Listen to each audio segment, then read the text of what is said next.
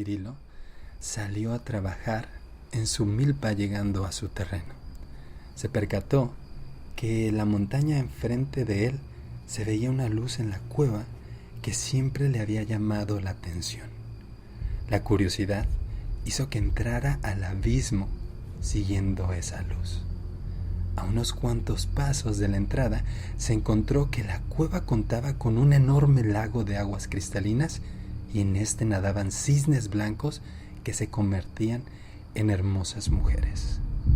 Cirilo pensó que había pasado un día maravilloso, pero en la realidad había transcurrido un año dentro de la cueva.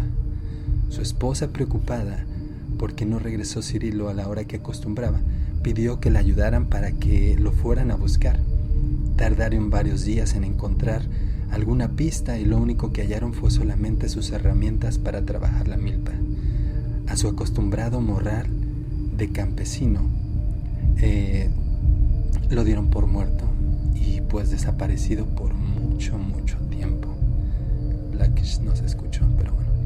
Sin embargo, Cirilo se encontraba en la cueva pensando que ya era muy tarde y que debía de regresar, pero sobre todo debía de recoger su herramienta que había dejado fuera de la cueva para que nadie se la fuera a robar.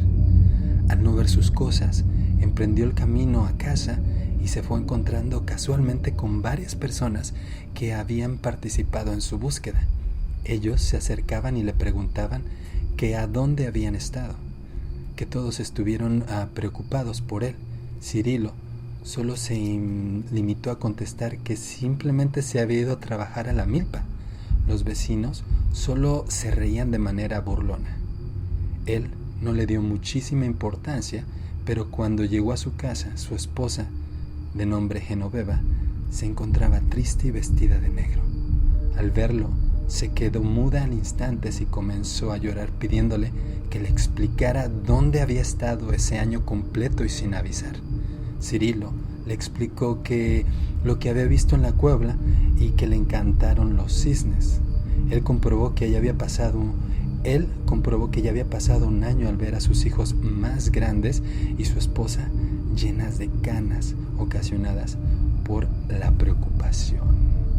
Y es así como termina la historia de Cirilo en esta noche de Al Filo del Terror.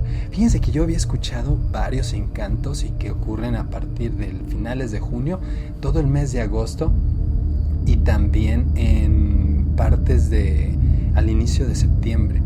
Había escuchado uno muy chistoso donde decían que en ciertas ruinas se aparecía una puerca con puerquitos de oro, y que la puerca en el hocico llevaba una rosa roja, y que si lograbas quitarle a la puerca la rosa que llevaba en el hocico, que los puerquitos que tenía de oro podrían ser tuyos.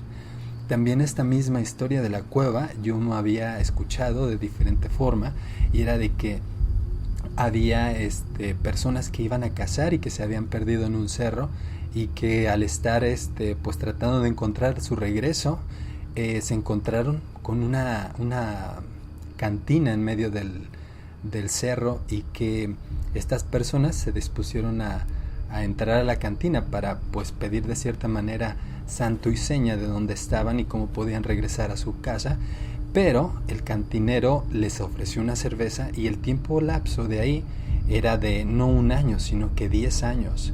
Cuando salieron, pues todo había cambiado y ellos habían percatado de que nada más había estado por el tomarse una cerveza, que unos 20 minutos, pero ya han pasado varios años y los habían dado obviamente por muertos y perdidos, o como se pueda, pues extraviados también, porque se habían ido al cerro, a la montaña.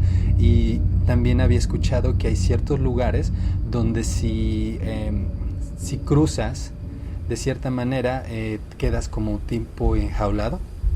Había otro caso donde unos niños que habían llegado, ¿se acuerdan? No sé, un relato, unos niños, me acuerdo que era Juan